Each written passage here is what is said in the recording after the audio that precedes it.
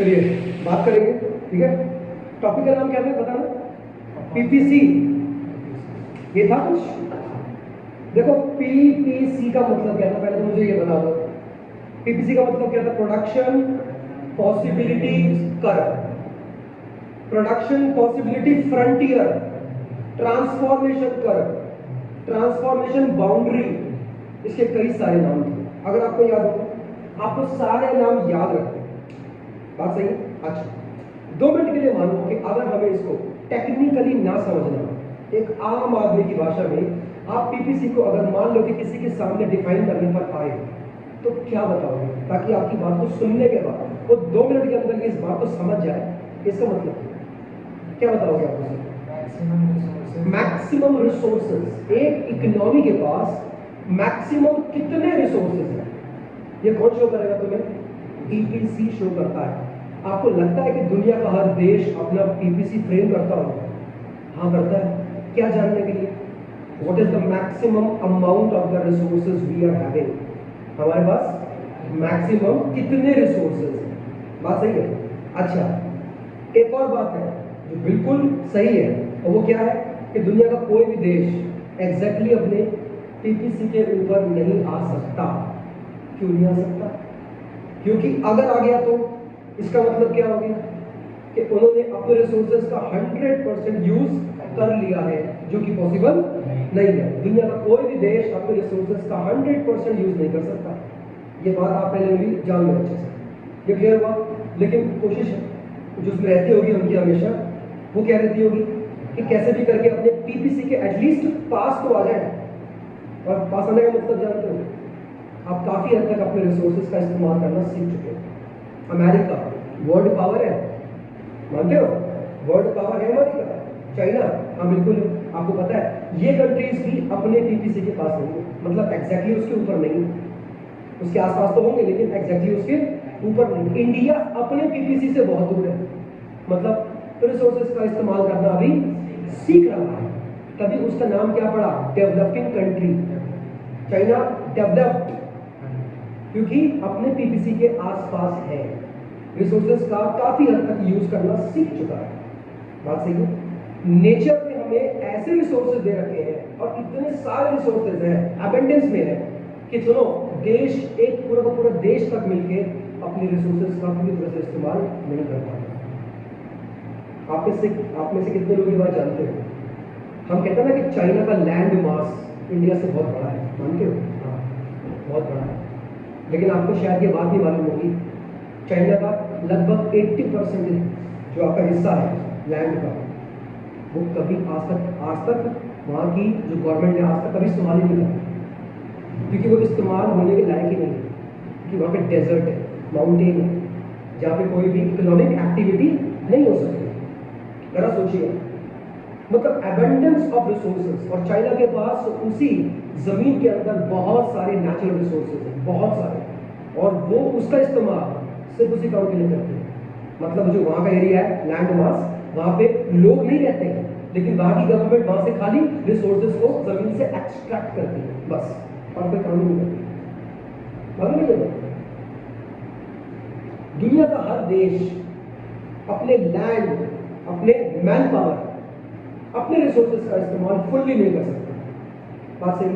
अच्छा, पीपीसी के बाहर जो पॉइंट्स आते हैं उसका नाम क्या होगा? Unattainable combinations. क्यों बोला गया? जो कभी आप हासिल ही नहीं कर सकते, वो ऐसे पॉइंट है पीपीसी के बाहर है। और पीपीसी के बाहर का मतलब जानते हो क्या है? सर, इतने आपके पास रिसोर्स ही नहीं है कि वहां तक जा सके। अगर उस पॉइंट को आपको टच करना है ना, तो सबसे पहले अपने रिसोर्सेज को बढ़ाओ ताकि आपका पीपीसी उस तरफ शिफ्ट करे, और फिर जाके उस पॉइंट को आप अटेन कर सकते हैं। बात सही है? अच्छा, पीपीसी के ऊपर सारे के सारे पॉइंट्स, कॉम्बिनेशंस, पीपीसी के अंदर के सारे कॉम्बिनेशंस को एक नाम दिया गया, अटेनेबल कॉम्बिनेशंस। क्यों? सर, ये हासिल किए जा सकते हैं। नहीं, पीपीसी के सारे पॉइंट्स अटेनेबल हैं, तो अलग बात है कि अटेन हो नहीं पाते, बट अटेनेबल है, हो सकता है। अंदर के सारे पॉइंट्स कैसे? Again attainable combinations. बात सही है? बोलो, कोई डाउट तो नहीं है इसमें? और देख के बताओ कितना हुआ। और क्या क्या बातें हुई थी हमारे बीच। एमआरटी क्या होता है भैया, बताना क्या होता है MRT? Marginal rate of transformation. ये नाम क्यों पढ़ा होगा इसका? Marginal means additional, one extra. आपने क्या सीखा था सर? अगर आपको गुड एक्स को गेन करना है तो आपको गुड वाई को सैक्रिफाइस करना पड़ेगा। पता है, एक्स की एक एडिशनल यूनिट अगर आपको गेन करनी है तो आपको ना जाने कितने वाई को सैक्रिफाइस करना पड़ेगा। बात समझ आ रही है?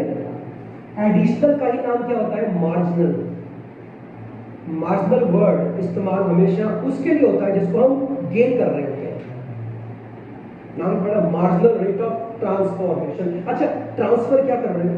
ट्रांसफॉर्मेशन। क्यों, क्या है सर? जब आपको ये गेन करना है ना तो अब आप यहां के रिसोर्सेज निकाल के यहां पे ट्रांसफर करने वाले, तभी नाम क्या पड़ा उसका? Marginal rate of transformation. MRT increase होता है या कम होता है? क्या सीखा था आप लोगों ने? देखो एमओसी एमआरटी एक ही है, फर्क खाली क्या था? एमओसी सिर्फ सैक्रिफाइस की बात करेगा, MRT sacrifice as well as gain की बात करता है। MRT is always expressed in terms of ratio, sacrifice to gain, sacrifice to gain. बोलो एमआरटी क्या होता है? इंक्रीज या डिक्रीज? एक नंबर का एमसीक्यू में क्वेश्चन बनता है, एग्जाम में आता है। बताओ, आपने वो डायग्राम ड्रॉ किया होगा, ड्रॉ किया था तो टेबल का टेबल में क्या था? एमओसी लगातार बढ़ रहा था।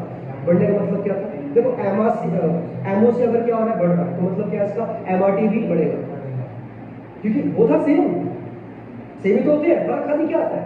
एमओसी रेशियो में नहीं होता, एमआरटी रेशियो के अंदर होता है। फर्क खाली यही है। एमओसी एमआरटी इंक्रीज होते हैं सर। क्यों होते हैं इंक्रीज? क्यों होते हैं इंक्रीज सर? जैसे जैसे हम रिसोर्सेज को शिफ्ट करते हैं एक जगह से दूसरी जगह, तो सर रिसोर्सेज अपनी एफिशिएंसी को उल्टा लूज कर जाते हैं। क्या बोला? लूज कर जाते हैं। अच्छा बात, आपका मैन पावर, लेबर फोर्स बहुत सालों से वाई में काम कर रही थी, वाई में काम करने की क्या बन चुकी होगी? एक्सपर्ट बन चुकी होगी, सालों से काम कर रही है वाई के अंदर। बात समझ आ रही है? लेकिन अब आपने उनको उठा के यहाँ ट्रांसफर कर दिया, क्योंकि अब आपको एक्स भी चाहिए। क्या हो? जितने एफिशिएंट ये वाई में थे, क्या एक्स में होंगे? सर नुकसान ज्यादा करेगा, गेन कम करवाएंगे। एक गेन करने के लिए नुकसान बहुत करेंगे, जब तक कि वो सीख सीख के इसके लिए अंदर एफिशिएंट नहीं बन जाती, और ऐसा करने में इनको सालों लग जाएंगे। बोलो बात सही है? ये सब करने की नौबत क्यों आती है? क्यों करते हैं? यहां से रिसोर्सेज उठा के यहां ट्रांसफर कर रहे हैं, क्यों कर रहे हैं? एक ही answer, resources are scarce, resources are limited. कमी होती है रिसोर्सेज की, अगर कोई कमी ना होती ना सर तो मुझे ट्रांसफर करने की जरूरत ना पड़ती। बात समझ आ रही नहीं आ रही? इसी वजह से हम लोग क्या पढ़ रहे हैं आज? इकोनॉमिक्स पढ़ रहे हैं। Because resources are scarce, human wants are unlimited. कोई सीमा नहीं है हमारी इच्छाओं की, एक पूरी होती है तो अगली वाली जाग जाती है। पूरा करते हो, कोई लिमिट थोड़ी ना है इसकी। बात समझ आ रही है? देखो इसमें से एमसीक्यूज आते ही, और पीपीसी के ऊपर एक क्वेश्चन डेफिनेट है कि बन के आएगा, ये आप बात जान लोगे। अगर क्वेश्चन आ गया तो ये कम से कम 4 या 6 नंबर में आता है, जिसमें क्या पूछेगा? Define PPC, table, diagram, explanation और इसका एजम्पशन। क्या बोला? इसका एजम्पशन को लिखाऊंगा। लिखा है आप लोगों ने? लिखा है आपने? एजम्पशन लिखा है? आज लिखेंगे, चलो गिरा कर दिया मैंने, ठीक है?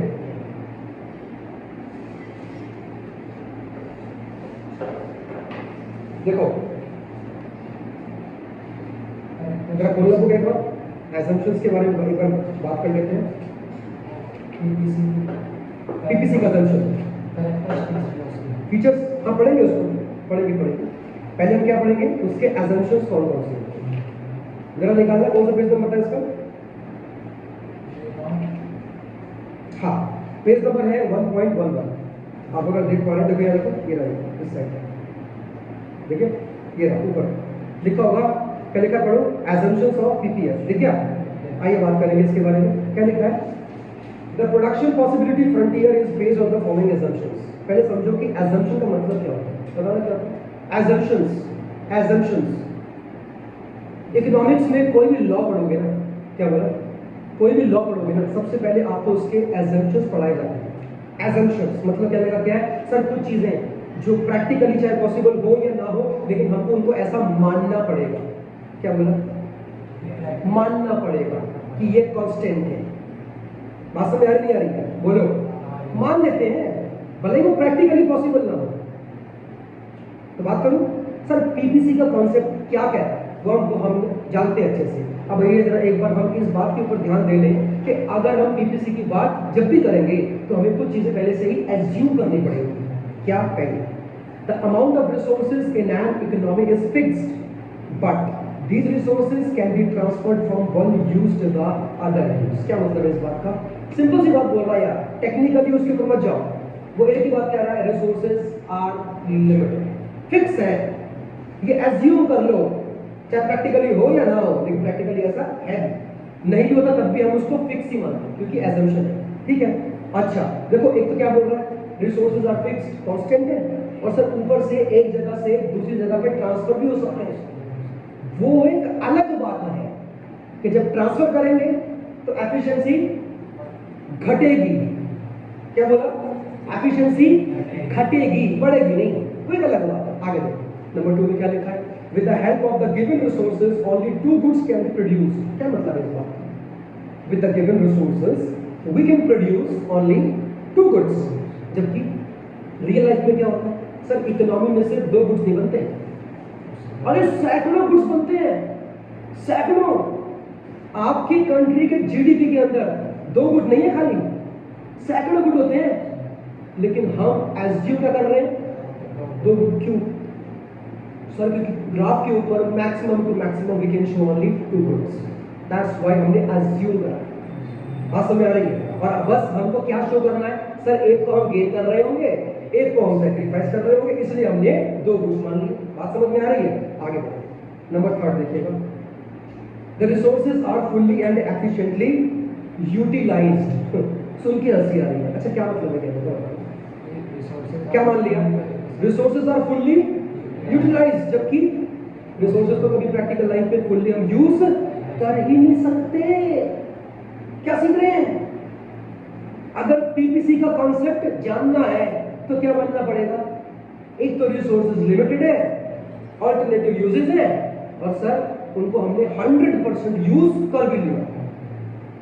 हजम हो गई ना हो तब भी मानो, क्यों? एजम्पशन है। आगे पढ़ने का लिखा, resources are not equally efficient in the production of all the products, so when the resources are transferred from the production of one good to the other, the productivity decreases. मतलब ये तो जानते हैं कि सर जब resources को एक good से दूसरे गुड्स में ट्रांसफर करोगे तो सर उनकी एफिशिएंसी कम होने लगेगी, बिकॉज सारे रिसोर्सेज हर तरह के गुड्स के अंदर स्पेशलिस्ट या परफेक्ट नहीं होते।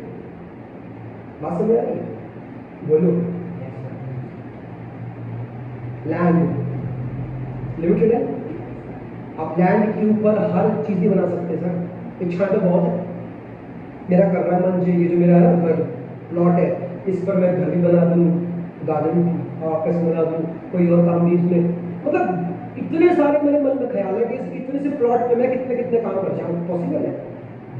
Because resources are limited. आगे बढ़ गया, पढ़ना क्या लिखा, the level of technology is assumed to be constant. Technology को हम क्या मानेंगे?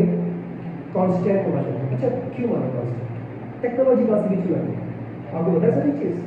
अगर टेक्नोलॉजी बढ़ेगी तो एक तरह से क्या बढ़ रहे हैं, रिसोर्स बढ़ रहे होते हैं सर। तो हमें टेक्नोलॉजी को भी कांस्टेंट मानना पड़ेगा, जबकि practically technology is never constant. Technology हमेशा अपग्रेड होती रहती है। एक जमाना था 2G का, अब है 3G, 4G, 5G, 6G, पता नहीं कितने जीजी आएंगे। पार्ले जी के बाद तो भैया ऐसा हो गया कि सारे जीजी हो रहे हैं। बात समझ नहीं आ रही है? कीपैड वाला फोन आया था पहले, कीपैड वाला फोन क्या आज भी है? दुनिया के लोग सारे के सारे क्या कीपैड वाला फोन यूज कर रहे हैं? क्यों नहीं कर रहे? जबकि देखा जाए तो सबसे पहले फोन वही थे, अब क्यों नहीं कर रहे? टेक्नोलॉजी एडवांसमेंट की वजह से नहीं कर रहे sir. Technology is never constant, लेकिन यहाँ माननी पड़ती है। बात समझ आ रही है भाई? ये बात यहाँ तक कुछ पूछना तो पूछ लीजिए, और आगे बढ़े, आगे बढ़े। चलो अब पढ़ेंगे, आगे कह रहे थे फीचर्स ऑफ पीपीएफ। ठीक है, लिखने का मौका दूंगा, पहले आओ एक बार देख लें कि मतलब क्या है। ठीक है, पहली प्रॉपर्टी क्या लिखी है जरा पढ़ना, पीपीएफ स्लोप्स डाउनवर्ड्स। क्या कह रहा है? लिखा है पीपीएफ स्लोप्स, आपके लोग पढ़ो, पीपीएफ स्लोप्स डाउनवर्ड्स। नंबर 2 क्या लिखा है? PPC is always concave shape. Concave पता क्या होता है ये सब? चलो पहले हम बात कर लेते हैं, देख कर बताना पीपीएफ की शेप कैसी होती है। बताओ, X axis Y axis origin, चलो गुड ए मान लिया और गुड क्या मान लिया? बी मान। ये रहा तुम्हारा पीपीसी। कहता है PPC is always downward sloping having a negative slope. क्या मतलब है इस बात का? कोई भी कर्व डाउनवर्ड स्लोपिंग कब होता है आप जानते हो सर? जब वो स्टार्ट तो होता है ऊपर से, खत्म होता है नीचे से। और जब कर्व स्टार्ट कहां से होता है? नीचे से, और ऊपर जाता है, उसे कहते हैं हम अपवर्ड स्लोपिंग। एग्जांपल ये देखो, ठीक है, दिस इज अपवर्ड स्लोपिंग का। ये क्या बना? डाउनवर्ड स्लोपिंग का। ये डाउनवर्ड है, इसका स्लोप कैसा है? नेगेटिव है।